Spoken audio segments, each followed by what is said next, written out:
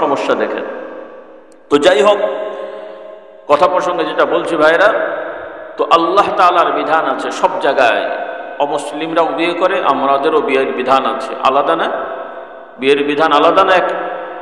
আলাদা আছে। অমুসলিমদের বিয়ে এক একজন ধর্মের এক এক রকম, ওগুলার আমার বলাদের কিছু নেই। অর্থাৎ অধিকাংশ ক্ষেত্রে যেগুলো শোনা গেছে, জানা গেছে, তাদের ওই বিয়ে হওয়া মানেই আর জীবনে কোনো দিন ওই স্বামী মারুক ধরুক কাটুক যাই করুক, ছাড়াছাড়ির আর কোনো সুযোগ নেই। ধর্মীয়ভাবে তারা যেটা বানিয়েছে, কোনো আল্লাহর আইন এটা নাই, এটা তাদের বানোয়ার ধর্ম। পক্ষান্তরে ইসলামের বিধানে বিয়ে যেমন করা যায়, দরকার হলে বিয়ে ছাড়ানো, সেটা পুরুষও পারে, নারীরাও পারে। না পারে না?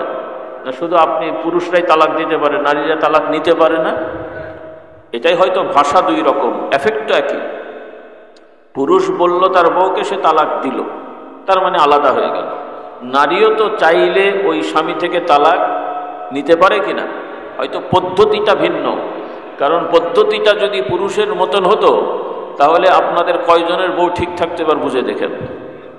থাকবে নাকি? মশলাও বোঝেন না, অনেকে মশলা জানে না। কারণ ইসলামের নিয়মে মৌখিকভাবে বিয়ে হয়, মৌখিকভাবে তালাক হয়। রেজিস্ট্রেশন, খাতা কলম, এগুলো ইসলামী মানে জরুরি বিধান না, এগুলো লাগবে না আমি তা বলিনি, ভুল বুঝেন না। সামাজিক কারণে ইসলামের নিয়ম ঠিক রেখে প্রশাসন নিয়মকানুন করতে পারে, এই অধিকার ইসলামে আছে, প্রশাসনের এটা দায়িত্ব আছে।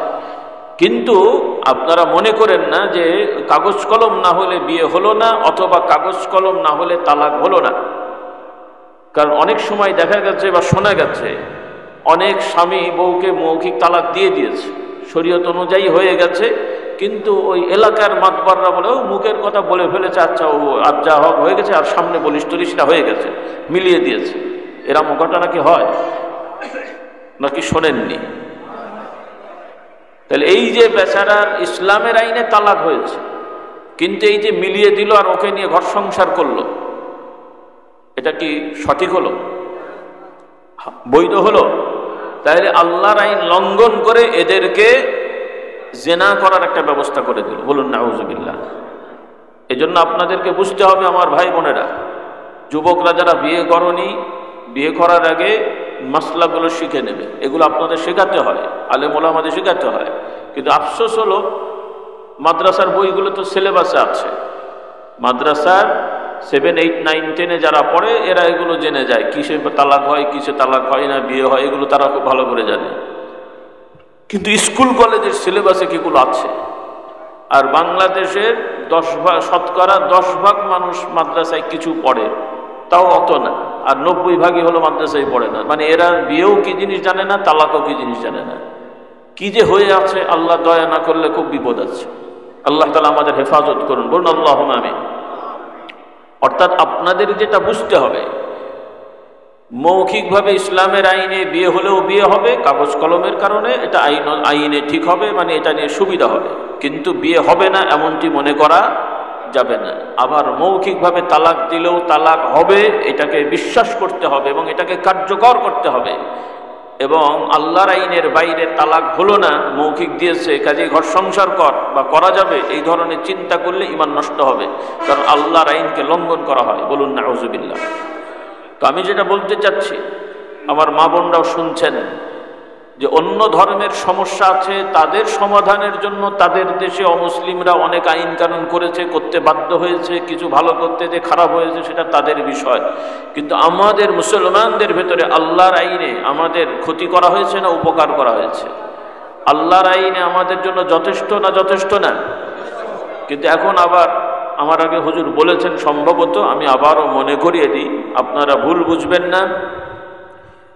আল্লাহ তাআলা যে বিধান আমাদের ভাই বোনদের, নারী পুরুষদের জন্য আল্লাহ দিয়েছেন, এটাই আমাদের জন্য যথেষ্ট এবং এটাই আমাদের জন্য কল্যাণ। এর বাইরে গেলে আমাদের সামাজিক সর্বদিক থেকে আমরা ক্ষতিগ্রস্ত হব, আর সব থেকে বড় ক্ষতি হবে, আমাদের ঈমান নষ্ট হবে। নাউজুবিল্লাহ। এই বুঝটা আমাদের থাকতে হবে। একজন মুসলমান হতে হলে আল্লাহ তাআলার সব আইন মান্যতার ক্ষেত্রে কোনো ত্রুটি থাকবে না। আপনি আমি পালন করতে হয়তো পারবো না কিছু কিছু, সেটা আল্লাহ তাআলা সাধ্যের উপরে বিচার করেন।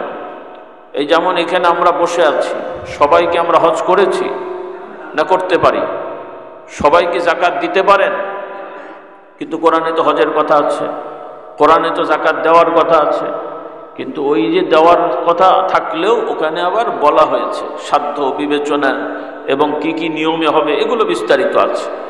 তাহলে এখন আমরা হজ করতে পারলাম না, কেন পারিনি? যে আমার সামর্থ্য নেই, কিন্তু আশা আছে না নাই? হজ যে আল্লাহর আইন, এটা আমরা বিশ্বাস করি কিনা, এবং এটা সওয়াবের কাজ আমরা বিশ্বাস করি কিনা? আমরা বিশ্বাস করি, কিন্তু অনেকে পালন করতে পারছি না।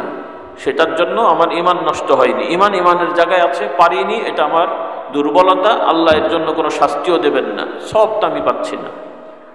পক্ষান্তরে যদি আমরা বলি যে খামাখালি হজ করার দরকারটা কি, এত টাকা খরচ করে হজ করার কি দরকার, ওই টাকাটা আবার কিছু ভালো ফেরেশতার সাথে গরিবদের দেয় তো কেউ না, শুধু বলে আর কি গরিবদের দিলে উপকার হয়, বলুন নাউজুবিল্লাহ।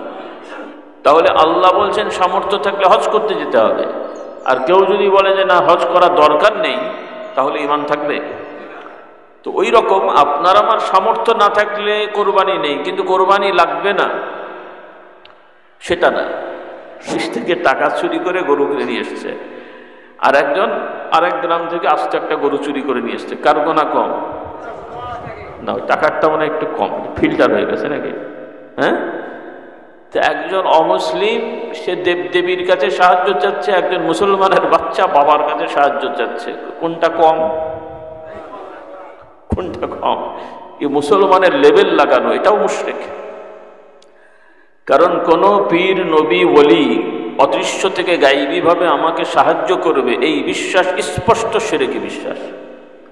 সে মুখে কলেমা পড়ুক আর যাই পড়ুক, এই বিশ্বাসের উপরে মারা গেলে আল্লাহ মাফ করুন, আল্লাহ মাফ করুন, কোরআন হাদিসের আলোকে যেটা আমরা বুঝি, এদের ঠিকানা আবু জেহেলদের সাথেই হবে। নাউজুবিল্লাহ। কাদের সাথে হবে? আবু জেহেলদের সাথে হবে, শুধু নাম আলাদা, কিন্তু কাজটা একই হয়েছে। আল্লাহ তাআলা আমাদের হেদায়েত দান করুন, বলুন আল্লাহুম্মা আমিন। আমাদের সমাজে মুসলমান নামধারী অনেক আছে, এই বিভিন্ন মাজারে যাবেন, বাংলাদেশে হিসাব করলে কোটির উপরে মানুষ আছে এই মাজারে সিজদা করে চাওয়া মানুষ, কয়েক কোটি হবে না? মানে 1 কোটির বেশি হবে। আগের থেকে হয়তো কিছু কমেছে, কিন্তু জনসংখ্যা অনুযায়ী যারা মাজার কেন্দ্রিক বিশ্বাসী, মানে এই দয়াল বাবা, দয়াল মুর্শিদ, এই মাজারের ওলিরা আমাদের সাহায্য করতে পারে, চাইতে হয়, মানত নিয়ত, এই ধরনের বিশ্বাসের লোকেরা আমার তো মনে হয় কোটির ওপরে আছে, তাই নাকি? আল্লাহ এদেরকে হেদায়েত দান করুন। কিন্তু সমাজে কিন্তু এরাও মুসলমানের সন্তান, এরাও কি মুসলমানের সন্তান। আল্লাহ তাআলা আমাদেরকে তাদের কাছে দাওয়াত পৌঁছানোর তৌফিক দান করুন। আমরা তাদেরকে কটাক্ষ করছি না, ক্রিটিসাইজ করছি না। এটা এই যে লোকগুলো আছে, এটার জন্য আমাদেরও কিছু দায়বদ্ধতা আছে না নাই? আছে। আমরা যারা আলেম ওলামা হুজুর পীর সাহেব ঘুরে বেড়াচ্ছি, আমাদের কিছু করণীয় আছে না? কিন্তু বাস্তবে কি আমরা তাই করি? এই বিষয়ের আলোচনা খুব কম হয়, খুব কম হয়। ইসলামের মৌলিক বিষয়ের আলোচনা আমাদের সমাজে খুব কম হয়। এই এত ওয়াজ মাহফিল হয়, আপনারা চিন্তা করে দেখেন, 10 জন হুজুরের ওয়াজ মাহফিল আলোচনা শুনে দেখেন, প্রয়োজনীয় কথা খুব কম। কি বলে না বলে অনেক হুজুর নিজেও জানে না, বলতে হয় তাই বকে। তো এগুলো আমাদের খুব বড় সমস্যা। এগুলো কিন্তু আল্লাহর কাছে আমাদের জবাব দিতে হবে। এই যে আপনারা এসছেন, হুজুর আসবে, কিছু কথা শুনবো, আমরাও কষ্ট করে আসলাম, কষ্ট আপনাদেরও হয়েছে, আমাদেরকে হয়নি? যদিও মনে করছেন হুজুর গাড়ি করে এসছে, তো গাড়ি চললেই কি খুব আরাম মনে হয়? আমার সাথে 1 সপ্তাহ ঘুরে দেখেন কত আরাম, তখন বুঝতে পারবেন। তো গাড়িতে ঘুরে বেড়ানো খুব আরাম মনে করার কিছু নেই। তো আপনারাও কষ্ট করে এসছেন, আমরাও কষ্ট করে এসছি। এই কষ্টের একটা ফলাফল আমরা চাই না? কিন্তু কিয়ামতে যদি যে দেখি সব ফাঁকা, আপনাদেরও ফাঁকা, আমাদেরও ফাঁকা, কি হলো এগুলো? এই জন্য ফলাফল আল্লাহ তাআলা দেবেন, আমাদের তো চেষ্টা করতে হবে সাধ্য অনুযায়ী, নিয়ম অনুযায়ী। উল্টো পাল্টা চেষ্টা করলে তো হবে না। আপনি ছুরি দিয়ে যদি উল্টো করে কাটার চেষ্টা করেন, অনেক সময় তো গায়ের জোরে কাটবে বা অনেক সময় ছিলে যাবে, কিন্তু এটা কি নিয়ম হলো নাকি? নিয়ম মোতাবেক সব কিছু আল্লাহ তাআলা নিয়ম করে দিয়েছেন, বলি আলহামদুলিল্লাহ। তো যাই হোক, আমার ভাই বোনরা, যে কথা আমি বলছিলাম, আল্লাহ তাআলার ইবাদত মানে হলো সর্বক্ষেত্রে আল্লাহর হুকুম মেনে চলা। কথাটা শুনতে হয়তো মনে হবে অনেক কষ্টের, আসলে কষ্টের না। আল্লাহর নিয়ম মানাটাই আমাদের জন্য সহজ, এটা আমাদের স্বভাবজাত বিষয়। পক্ষান্তরে আল্লাহর নিয়ম লঙ্ঘন করে চলাটাই আমাদের জন্য ক্ষতিকর এবং কোনো কোনো ক্ষেত্রে কঠিন। কিন্তু শয়তান আমাদেরকে আল্লাহর নিয়ম লঙ্ঘন করাটা লোভনীয় করে দিয়েছে, উৎসাহিত করে, আর মেনে চলাটা আমাদের কাছে বোঝা বানিয়ে দেয়। এটা আমাদের শয়তান মানসিক সমস্যা করে দেয় আমাদের, বলুন নাউযুবিল্লাহ। আল্লাহ তাআলা আমাদের হুকুম দিয়েছেন, আমরাও খাই, অমুসলমানরাও খায়। আমরাও মুখ দিয়ে খাই, ওরাও মুখ দিয়ে খায়। আমরাও চিবাই, তারাও চিবায়। কিন্তু কিছু বিষয় আল্লাহ তাআলা আমাদের বিধান করেছেন, এগুলো হালাল, এই খাবারগুলো হালাল। অন্যগুলো বলেছেন এগুলো হারাম। কি হারাম? পশু, কিছু পশুর ক্ষেত্রে আল্লাহ তাআলা বলেছেন, আমরা সবাই জানি, গরু, ছাগল, হাঁস, মুরগি, এগুলো কি হালাল, বৈধ। আল্লাহ তাআলা বলছেন এগুলো তোমাদের জন্য আমি বৈধ করে দিয়েছি। উহিল্লাত লাকুম বাহিমাতুল আনআম, গৃহপালিত যে পশুগুলো আছে এগুলোর মধ্যে গরু, ছাগল, হাঁস, মুরগি এগুলো পড়ে। আর একটা আল্লাহ তাআলা বলছেন ওয়ামা উহিল্লা লিগাইরিল্লাহি বিহি ওয়া লাহমাল খিনজির, যেগুলো আল্লাহ বাদে, এই গরু ছাগলও যদি আল্লাহ না করুন, যদি আল্লাহর নাম বাদ দিয়ে অন্য কারো নামে যদি জবাই করা হয়, দেবদেবীর, নবী, রসুল, আউলিয়া, হুজুর, পীর সাহেবের, মা কালী ইত্যাদি, এদের নামে যদি বলি দেওয়া হয় বা কাটা হয় বা জবাই করা হয়, তখন এই গরু ছাগলও কি হয়ে যাবে? হারাম হয়ে যাবে। আর একটা হচ্ছে শুয়োরের গোশত। কিসের গোশত? শুয়োরের গোশত। তাহলে ওরাও খায়, আমরাও খাই। আমরা গরু, ছাগল ইত্যাদি আল্লাহর নামে জবাই করে উপার্জনটাও হতে হবে হালাল উপার্জন। কি উপার্জন? নাকি চুরি করা টাকায় গরু কিনে বিসমিল্লাহ বললে হালাল হয়ে যায়? খাওয়ার সময় বিসমিল্লাহ, খাওয়ার পরে আলহামদুলিল্লাহ, একদম ফ্রেশ। হ্যাঁ, নাউজুবিল্লাহ। বুঝে শুনে যদি বিসমিল্লাহ বলা হয় হারামের মধ্যে, এটা ঈমান চলে যাবে। নাউজুবিল্লাহ, ঈমান চলে যাবে। কারণ আল্লাহর সাথে ইয়ারকি করা হচ্ছে। আল্লাহ বলছেন এটা হারাম, তুই চুরি করবি না, রাজধানী করবি না, অন্যের হক নষ্ট করবি না। ও আরেকজনের হক নষ্ট করে সেই খাবার বিসমিল্লাহ বলে আল্লাহর নাম লাগিয়ে খাচ্ছে, মানে আল্লাহর সাথে কি করা হচ্ছে? কোনো নেতার সাথে ঠাট্টা করলে ওই লোকের পথ থাকে, আর মার্কা মারা দল যদি হয় সাইজ হবে না। কি কথা বোঝেননি? তো আল্লাহ রব্বুল আলামিনের সাথে ঠাট্টা ইয়ারকি করলে ঈমান থাকে? আল্লাহ তাআলা আমাদের হেদায়েত দান করুন। এই বুঝগুলো আপনাদের থাকতে হবে। এগুলো এখন আমাদের অহরহ হচ্ছে। এমনিতেও গোনা করছি, তার সাথে এমনি যে কোনো মানুষ গোনা করে ফেলে, আল্লাহ মাফ করুন। কিন্তু আল্লাহ তাআলার বিধান, আহকাম, হুকুম নিয়ে ইয়ারকি ফাজলামি করা, এটা খুব বড় অপরাধ। কিন্তু এগুলো বলতে খারাপ লাগে, কিন্তু বলতে হয় আপনাদের বোঝার জন্য। সাধারণ মানুষও করছে, এমনকি দু চারটে মাওলানা, হুজুর, বক্তার নামদের এরাও করে ফেলছে। খুব বড় সমস্যা। আল্লাহ তাআলা আমাদের সবাইকে সঠিক বুঝ দেন, হেদায়েতের ওপরে কায়েম রাখার ব্যবস্থা করে দেন, তৌফিক দেন। বলুন আল্লাহুম্মা আমিন। তো তারাও খায়, আমরাও খাই, এখানে আমরা বেঁচে চলি। আলহামদুলিল্লাহ, আপনারা জবাই করে খান, তবে ঝামেলাটা ওখানে হয়। উপার্জনের বাছবিচার এখন কমে গেছে, খুব কমে গেছে। উপার্জনের বাছবিচার এখন খুব কমে গেছে। উল্লেখযোগ্য মানুষ এখন সুদী কারবারে জড়িয়ে যাচ্ছে, অনেক মানুষ। আবার যারা হয়তো সুদী কারবার করছে না, তারা নিজেদেরকে খুব ফেরেশতা মনে করছে, ব্যবসা করে। দেখা গেল ব্যবসার নিয়মও সে হারাম করছে, মিথ্যা কথা বলছে, মানুষকে ধোঁকা দিচ্ছে, ওজনে কম দিচ্ছে, যেটা জানা তাই বলছে। এগুলো নাই সমাজে? এগুলোকে হালকা করে দেখার সুযোগ আছে। আবার যারা গ্রামগঞ্জে থাকে, এনারা আবার অনেক সময় একটু বুক ফুলিয়ে বলে, আমরা গ্রামের মানুষ কৃষি কাজ করে একদম পিওর খাঁটি খাই। কি খাঁটি খান? ভালো করে খবর নিয়ে দেখবেন, ওই সুফি সাহেব মনের জমি আত্মসাৎ করে রেখে দিয়েছে, ওখানে চাষ করে, ওখানকার সুন্নতি কদু খায়। কি সুবহানাল্লাহ তো নাকি? হ্যাঁ, কদু খাওয়া সুন্নত। চাষ করেছে কার জমি? ভালো করে খবর নিয়ে, বোনের জমি দখল করা ওইটা। ওই জমির কদুর খেলে তো অনেক সুন্নত তো নাকি? আমার যারা সুন্নত পালন করছে এদের এই অবস্থা, রগে রগে ঢুকে আছে। তবে হতাশার কিছু নেই, আমি শুধু সমস্যাগুলো বলছি, রোগগুলো বলছি, ওষুধ আছে। খুব কমন ওষুধ। তওবা করে ফেলেন। কি করবেন? তওবা করে ফেলবেন। মানে কি? আমি পীর সাহেবকে কিছু হাদিয়া দিয়ে এখানে তওবা পড়ে আবার যেই কাজ সেই করবেন, তাই তো? এর নাম তওবা? তওবা হলে যে যেই অপরাধে আছি এটা থেকে ফেরত আসি।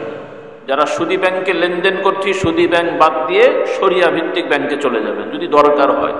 সব থেকে ভালো কোনো ব্যাংকেই না যাওয়া, কিন্তু কঠিন। ব্যবসা না করতে গেলেও টাকা রাখতে তো কোথাও না কোথাও যেতে হবে। তো সেক্ষেত্রে সুদী ব্যাংকে বাদ দিয়ে শরিয়া ভিত্তিক যে ব্যাংক অনেকগুলো হয়েছে সেগুলোতে আমরা যথাসাধ্য চেষ্টা করব রাখার জন্য। তাহলে এই তওবা আশা করি কবুল হবে। আল্লাহ তাআলা তৌফিক দেন। আর আপনাদের আবার কিছু লোক ওয়াসওয়াসা দেবে সব ব্যাংকই সমান, ওই ইসলামী সুদী শরিয়া ব্যাংকের নাম করে এরা ঘুরিয়ে খায় একই জিনিস, কাজেই এখানে রাখেন, সমস্যা নেই। আল্লাহ মাফ করুক, বলুন আল্লাহুম্মা আমিন। এটা খুব ভয়ঙ্কর আপনাদের বুঝ। যদি কেউ ভুল করে, কোনো ব্যাংক যদি তারা যদি ধোঁকা দেয় যে তারা শরিয়ার নাম করলো কিন্তু শরিয়া মানল না, আপনি তাকে বিশ্বাস করে দিয়েছেন সে শরিয়া করবে, দোষটা কার? দোষ তার, ব্যাংকের দোষ। কাজেই যদি করে, যদি ধরতে পারেন আপনি সেই ব্যাংক বাদ দেন, আর এক ব্যাংকে যান। কারণ সবাই তো এক না, সবাই তো আর আমার মতো গরিব না। অনেক মানুষ আছে টাকা পয়সা রাখতে হয়। কিন্তু আমার কথাটা হলো যে আপনারা সুদী ব্যাংকে না রেখে যারা শরিয়া মোতাবেক করে তাদের কাছে রাখবেন। ব্যবসা করতে হলে শরিয়া মোতাবেক কিছু নিয়ম আছে। এরা ইনভেস্ট দেয়, ওরা লোন দেয়। ইনভেস্ট আর লোনের মধ্যে তফাৎ আছে।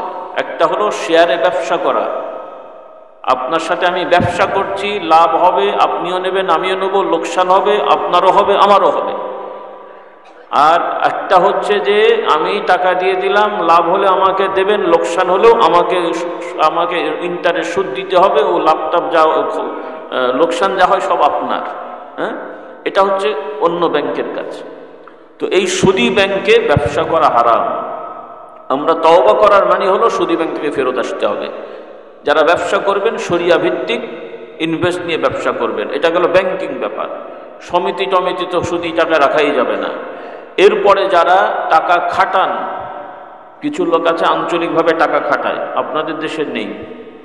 হ্যাঁ, এই যে টাকা খাটিয়ে তারা চলেন, অন্য ব্যবসা হয়তো আছে, পুরোটাই ব্যবসা করেন, টাকা খাটাবেন কেন? আপনি ব্যবসা করেন। যারা টাকা খাটান তাদের থেকে টাকা নিয়ে মানুষ কি করে? সাধারণত গ্রামে কি করে ভাই? বোঝেনি? টাকা খাটানো মানে আমি মনে করেন আমার কাছে একজন এসে বলো ভাই আমাকে 5,000 টাকা দেন, কৃষক কি কিনবে? আরে কথা বোঝেনি, কি কিনতে চাইছে? কি কিছু তো কিনবে, হয় সার অথবা মানে কিছু একটা, বা ওই ট্রাক্টরের কিছু, বা তেল খরচ, অর্থাৎ এগুলো কোনো না কিছু পণ্য তো তারা কিনবে। তাহলে যারা টাকা খাটাচ্ছে, আমি ব্যবসা করতে চাই যে 10,000 টাকা দিয়ে আমি 12,000 চাচ্ছি, 1 লাখ টাকা দিয়ে 1,20,000-30,000 টাকা চাচ্ছি, আমি এটা না করে আমার দায়িত্ব হবে ব্যবসা করা। যে ভাই তুমি কি কিনতে চাও? ও হয়তো নগদে ওর টাকা নিয়ে কিনতে পারছে না, যার কারণে সে টাকা নিয়ে কিনতে চাচ্ছে, তখন আমরা ব্যবসা করব। বাকিতে ব্যবসা, যেই সারটার দাম এখন 10 টাকা, আপনি ওই সার কিনে তার কাছে বিক্রি করেন 60 টাকা, ওই কি বলে 50 টাকারটা আপনি 60 টাকা বিক্রি করেন, 55 টাকা বিক্রি করেন, একসাথে দেবে না, সে আস্তে আস্তে দেবে। এটা হচ্ছে ব্যবসা। বাকিতে কিছু টাকা বেশি নিলে এটা ব্যবসা, তবে জরিমানা করা যাবে না, দিতে না পারলে আবার বাড়বে, এটা করা যাবে না। কথাটা বোঝাতে পেরেছি? অর্থাৎ ব্যবসা করতে হবে এবং সেখানে ধোঁকাবাজি করা যাবে না, বাড়তি নেওয়া যাবে না, প্রফিট করা যাবে। তাহলে তো আপনি লাভ পেলেন। সাধারণের ব্যবসার তুলনায় লাভ বেশি হলো না? যে নগদে আপনি বিক্রি করলে দোকানদার 50 টাকায় 5 টাকা লাভ করতো, আপনি 50 টাকায় 10 টাকা লাভ করছেন, বাকির কারণে লাভ হচ্ছে না, হয়নি? তো সেই ব্যবসা করবেন। এগুলো ওলামাদের শেখাবেন। যারা ইমাম খতিব আছেন, সাধারণ মানুষকে এগুলো শেখাতে হবে। শুধু হারাম হারাম বললে তো বেচারারা বোঝে না, তাহলে ওরা মনে করছে হুজুর তো ইমামতি করে পয়সা নেই, উনি ব্যবসা জানে, এটা কি, তো আমরা কোত্থেকে চলবো? এই বেচারাদেরকে হাতে কলমে বোঝাতে হবে, ভাই তুমি এই রাস্তায় না যেয়ে এই রাস্তায় যাও, এখানে গেলে কাদা লাগবে, এখানে শুকনো। তাহলে আমার এই কৃষকেরা, কারণ এই বেচারা গরিব মানুষ, কিন্তু না জানার কারণে এরাও গুনাহগার হচ্ছে। সুদ দেওয়াটাও তো গুনাহ, শুধু খাওয়া গুনাহ না, তো দেওয়াটাও গুনাহ। আর এর মধ্যে আল্লাহর বরকত নষ্ট হয়ে যায়। আল্লাহ তাআলা আমাদেরকে হেদায়েত দান করুন। আজকাল আমরা যদি আগে থেকেই সচেতন হতাম, ইসলাম মানতাম, মানুষকে বোঝাতাম, তাহলে আর এই অন্যান্য সংস্থারা সুদভিত্তিক এই সমাজ তৈরি করতে পারত না। এখন আমাদের সমাজের গ্রামের লোকেরা একটা বড় অংশই তো সুদি কারবারে জড়িয়ে গেছে না, হয় সমিতিতে, না হলে এই ব্যক্তিগত সুদ, অথবা এই। আল্লাহ আমাদের হেদায়েত দান করুন। এর থেকে আমাদের বের হয়ে আসতে হবে। আর যাদের সম্ভব, আল্লাহ তাআলা আপনাদেরকে সম্পদ দিয়েছেন, যেই গরিব অসহায়েরা এই ঝামেলায় পড়ে গেছেন, আপনারা প্রয়োজনে নিজের টাকা থেকে না হলেও যাকাত থেকে হলেও এদেরকে উদ্ধার করেন। হ্যাঁ, এই লোকটা 20,000 টাকা আটকে গেছে, আচ্ছা যদি আপনি দান দিতে না পারেন, ওকে 20,000 টাকায় ওর বাকি আছে, ওকে আরো 5-7 হাজার টাকা সুদ দিতে হবে, আপনি বলেন যে ঠিক আছে ভাই, তুই 20,000 টাকা নিয়ে ওকে শোধ করে দে, আমাকে সুদ দেওয়া লাগবে না, তুই 20,000 টাকা আস্তে আস্তে ফেরত দিস। এভাবে চেষ্টা করেন মানুষের সহযোগিতা করার। তবে আবার ব্যারাম আছে, কিছু লোক আছে টাকা নিয়ে দিতে চায় না, তখন আবার ঘোরায়। সুদেরটা ঠিকই দিচ্ছে, কিন্তু এ বেচারা সহযোগিতা করবে, ভালো মানুষ দেখে ওকে আর টাকা দেবেন। এবার সব আমার এই হয়েছে সেই হয়েছে মিথ্যে কথা বলে পরে আর টাকা দেয় না। এই রোগও তো আছে নাকি বলেন? কথাই বলে এক হাতে সমস্যা এগুলোই। এই জন্যে প্রথমত সবাইকে আমাদের সচেতন হতে হবে যে আমরা হারাম কাজে যাব না। কিসে যাব না? এই কথাগুলো বেশি বলার কারণ হলো, আমরা যে আপনাদেরকে অন্যান্য কিছু শেখাবো, এই ফাউন্ডেশন ঠিক না হলে ছাদ হবে? হ্যাঁ, আপনাদের খাওয়া দাওয়া যদি সঠিক না হয়, তাহলে জিকির আজকার করে কি জারি হবে? এই আমার বুড়োরা আগে থেকে শুনতো, পীরের দরবারে গেলে কলব জারি হয়, এই হয় সেই হয়। তো আপনার খাওয়া দাওয়া জামা কাপড় যদি হারাম হয়, কি জারি হবে ভাই? কলব জারি হবে? তো ইমানি গন্ডগোল হবে, কি জারি হবে আপনার? আল্লাহ আমাদের হেদায়েত দান করুন। কারণ আমি শুনতে খুব অবাক হই, অন্যদের কথা বাদ দিই, আমাদের এই ফুরফুরা দরবারের পরিচয় কিছু দরবার আছে, সেখানে ওয়াজ মাহফিল হয়, তারাও ফিরমুরিদি করে, কিন্তু সুদি কারবার করে। আমি শুনেছি, বলুন নাউজুবিল্লাহ, সুদভিত্তিক ব্যবসা করে। আবার এনারা কলবের সবক দেয়, কর সমস্যা দেখেন। তো যাই হোক, কথা প্রসঙ্গে যেটা বলছি ভাইরা, তো আল্লাহ তাআলার বিধান আছে সব জায়গায়। অমুসলিমরাও বিয়ে করে, আমাদেরও বিয়ের বিধান আছে। আলাদা না? বিয়ের বিধান আলাদা না? আলাদা আছে। অমুসলিমদের বিয়ে এক একজন ধর্মের এক এক রকম, ওগুলার আমার বলাদের কিছু নেই। অর্থাৎ অধিকাংশ ক্ষেত্রে যেগুলো শোনা গেছে, জানা গেছে, তাদের ওই বিয়ে হওয়া মানেই আর জীবনে কোনো দিন ওই স্বামী মারুক, ধরুক, কাটুক, যাই করুক, ছাড়াছাড়ির আর কোনো সুযোগ নেই। ধর্মীয়ভাবে তারা যেটা বানিয়েছে, কোনো আল্লাহর আইন এটা নাই, এটা তাদের বানোয়ার ধর্ম। পক্ষান্তরে ইসলামের বিধানে বিয়ে যেমন করা যায়, দরকার হলে বিয়ে ছাড়ানো, সেটা পুরুষও পারে, নারীরাও পারে। না পারে না? শুধু আপনি পুরুষরাই তালাক দিতে পারে, নারীরা তালাক নিতে পারে না? এটাই হয়তো ভাষা দুই রকম, এফেক্ট একই। পুরুষ বলল তার বউকে সে তালাক দিল, তার মানে আলাদা হয়ে গেল। নারীও তো চাইলে ওই স্বামী থেকে তালাক নিতে পারে কিনা, হয়তো পদ্ধতিটা ভিন্ন। কারণ পদ্ধতিটা যদি পুরুষের মতন হতো, তাহলে আপনাদের কয়জনের বউ ঠিক থাকতে এবার বুঝে দেখেন। থাকবে নাকি? মশলাও বোঝেন না, অনেকে মশলা জানে না। কারণ ইসলামের নিয়মে মৌখিকভাবে বিয়ে হয়, মৌখিকভাবে তালাক হয়। রেজিস্ট্রেশন, খাতা কলম, এগুলো ইসলামী মানে জরুরি বিধান না, এগুলো লাগবে না আমি তা বলিনি, ভুল বুঝেন না। সামাজিক কারণে ইসলামের নিয়ম ঠিক রেখে প্রশাসন নিয়মকানুন করতে পারে, এই অধিকার ইসলামে আছে, প্রশাসনের এটা দায়িত্ব আছে। কিন্তু আপনারা মনে করেন না যে কাগজ কলম না হলে বিয়ে হলো না, অথবা কাগজ কলম না হলে তালাক হলো না। কারণ অনেক সময় দেখা গেছে বা শোনা গেছে, অনেক স্বামী বউকে মৌখিক তালাক দিয়ে দিয়েছে, শরীয়ত অনুযায়ী হয়ে গেছে, কিন্তু ওই এলাকার মাতবররা বলে ও মুখের কথা বলে ফেলেছে, আচ্ছা ও আর যা হোক হয়ে গেছে, আর সামনে বলিস টলিশটা হয়ে গেছে, মিলিয়ে দিয়েছে। এরম ঘটনা কি হয় নাকি শোনেননি? তাহলে এই যে বেচারার ইসলামের আইনে তালাক হয়েছে, কিন্তু এই যে মিলিয়ে দিল আর ওকে নিয়ে ঘর সংসার করলো, এটা কি সঠিক হলো? বৈধ হলো?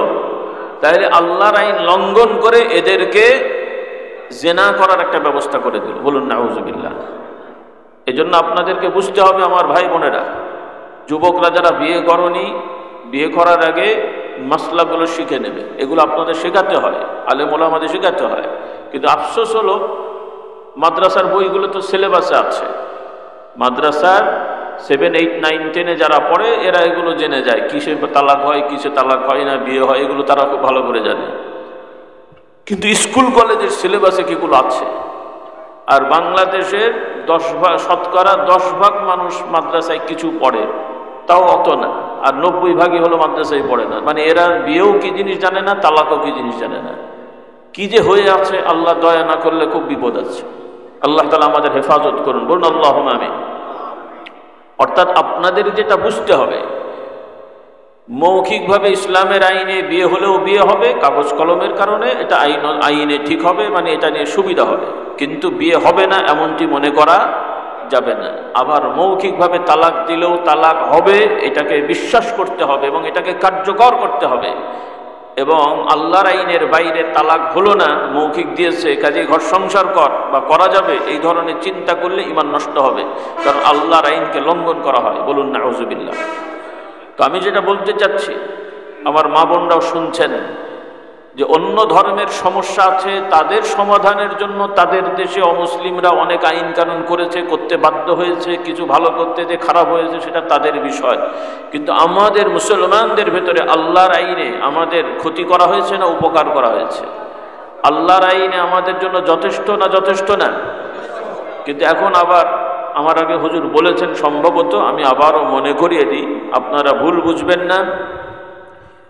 আল্লাহ তাআলা যে বিধান আমাদের ভাই বোনদের, নারী পুরুষদের জন্য আল্লাহ দিয়েছেন, এটাই আমাদের জন্য যথেষ্ট এবং এটাই আমাদের জন্য কল্যাণ। এর বাইরে গেলে আমাদের সামাজিক সর্বদিক থেকে আমরা ক্ষতিগ্রস্ত হব, আর সব থেকে বড় ক্ষতি হবে আমাদের ঈমান নষ্ট হবে। নাউজুবিল্লাহ।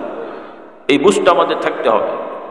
একজন মুসলমান হতে হলে আল্লাহ তাআলার সব আইন মান্যতার ক্ষেত্রে কোনো ত্রুটি থাকবে না। আপনি আমি পালন করতে হয়তো পারবো না কিছু কিছু, সেটা আল্লাহ তাআলা সাধ্যের উপরে বিচার করেন।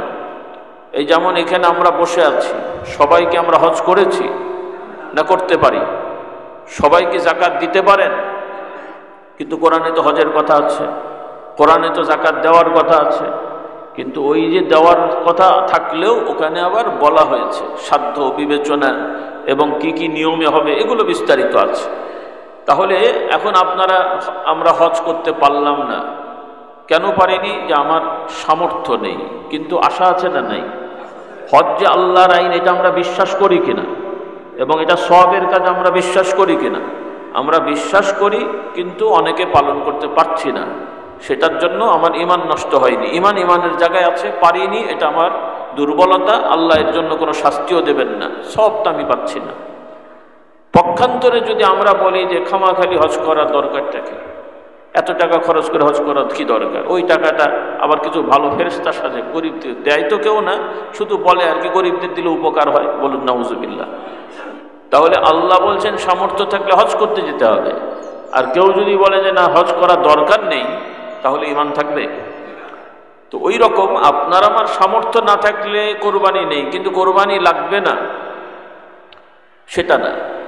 সমাজে হয়তো ইসলামের অনেক বিধান এখন নাই, কিন্তু এই বিধান দরকার নেই বা সমাজে চলবে না বা আমাদের দরকার নেই, এরকম যদি কেউ মনে করে, তাহলে আল্লাহ মাফ করুন, সে নামে মুসলমান থাকতে পারে, গায়ের জোরে গলার জোরে সমাজে পরিচয় দিতে পারে, কিন্তু আল্লাহ রাব্বুল আলামিনের কাছে তারা মুসলমান হয়ে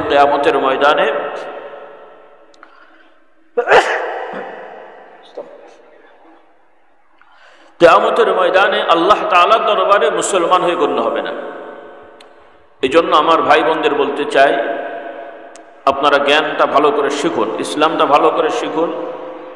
যদিও আমাদের সমাজে মাশাআল্লাহ মসজিদ দেখতে অনেক ভরে যায়, জুমার নামাজে অনেক লোক হয়, কিন্তু এগুলো কিন্তু যথেষ্ট না। বাংলাদেশে অল্প জায়গায় অনেক মানুষ থাকার কারণে বিভিন্ন জায়গায় অনেক লোক দেখলে আমরা মনে করি মানে হয়তো সবাই চলে এসছে, আসলে কি সবাই? আমাদের এই মসজিদগুলো এখনো যথেষ্ট না।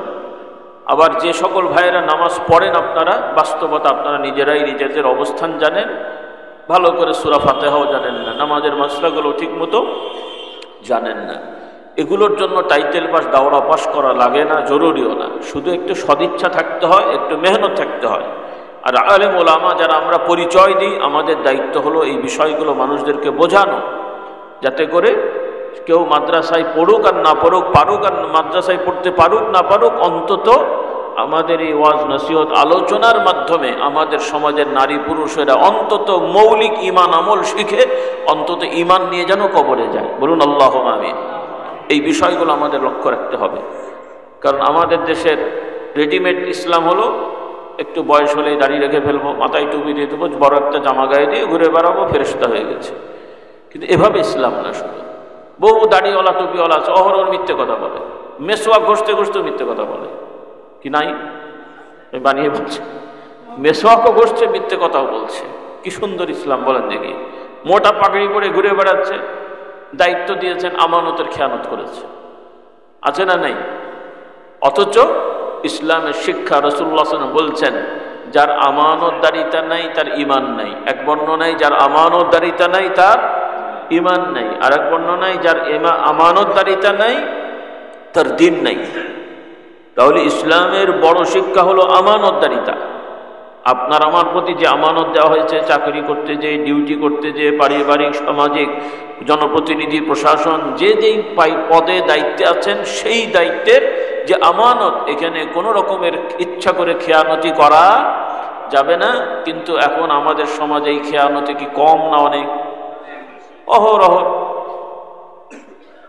ধর্মীয় প্রতিষ্ঠানগুলোতেও তো আমানত নেই, অন্য জায়গায় নেই, বাদ দিলাম।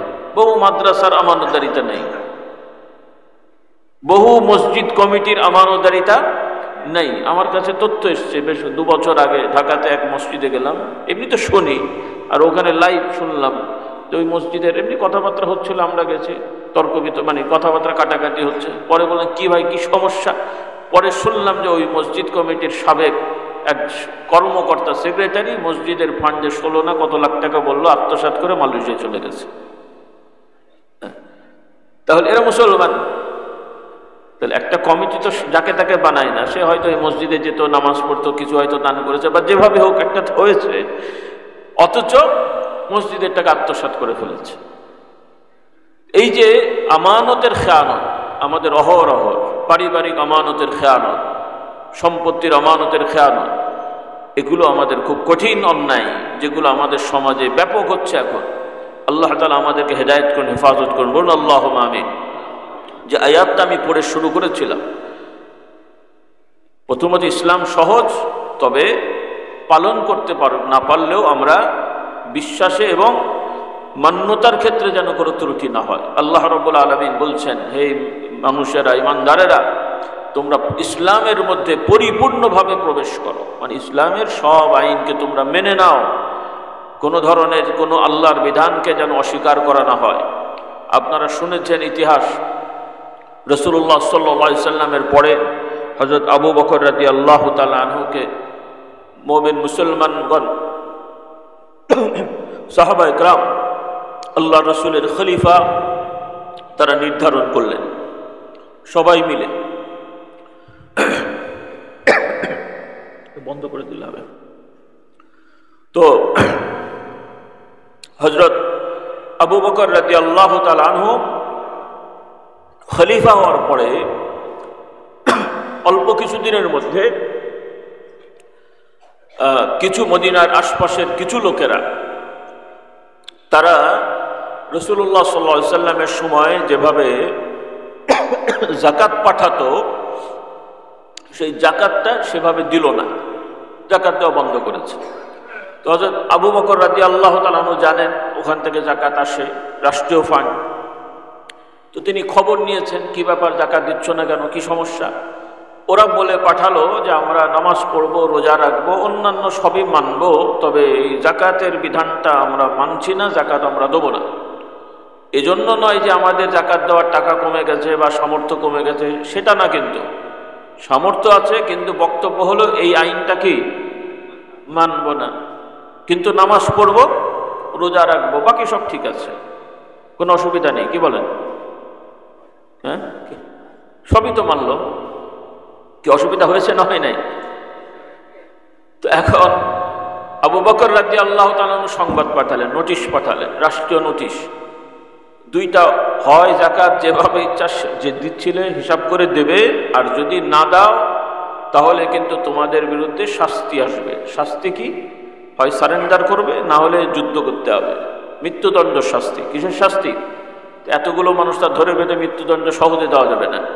তাহলে তাদের জানানো হলো, তোমরা যা অপরাধ করছো, হয় তওবা করে যাকাত দেবে, তা না হলে মৃত্যুর জন্য কি প্রস্তুত থাকো। তার মানে যুদ্ধ করতে হবে, ওরা তার এমনি মরবে না, যুদ্ধ করবে। তো বলেছেন, তারাও বলছে তারা যুদ্ধ করবে।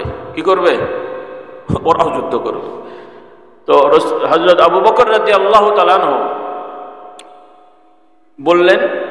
এর মধ্যে হযরত ওমর রাদিয়াল্লাহু তাআলা আনহু আসলেন, আর তিনি অলরেডি সাহাবাদেরকে বলে দিয়েছেন সবাই প্রস্তুতি নিতে, সবাই প্রস্তুতি নাও, যুদ্ধ করতে হবে। ওরাও যেহেতু কথা শুনবে না, যুদ্ধ করবে, আমরাও যুদ্ধ করব, ওদেরকে দমাতে হবে।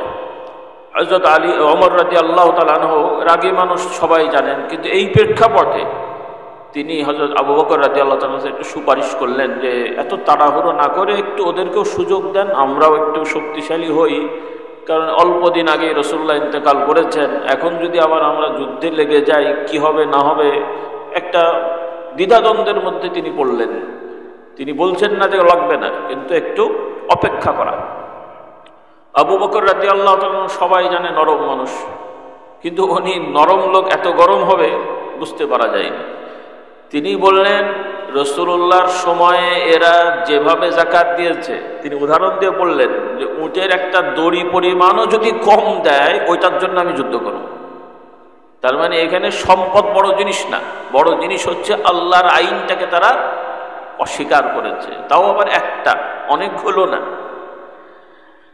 তাহলে অর্থাৎ একজন মুসলমান ডিক্লারেশন দিয়ে যদি আল্লাহর আইন একটাও লঙ্ঘন করে, সে তওবা না করলে সে মুরতাদ হয়, তাকে কিছু সময় দেওয়া হয় আইনত আল্লাহর বিধান অনুযায়ী। এরপরেও যদি তওবা না করে, তার শাস্তি হলো মৃত্যুদণ্ড। তার শাস্তি কি? মৃত্যুদণ্ড।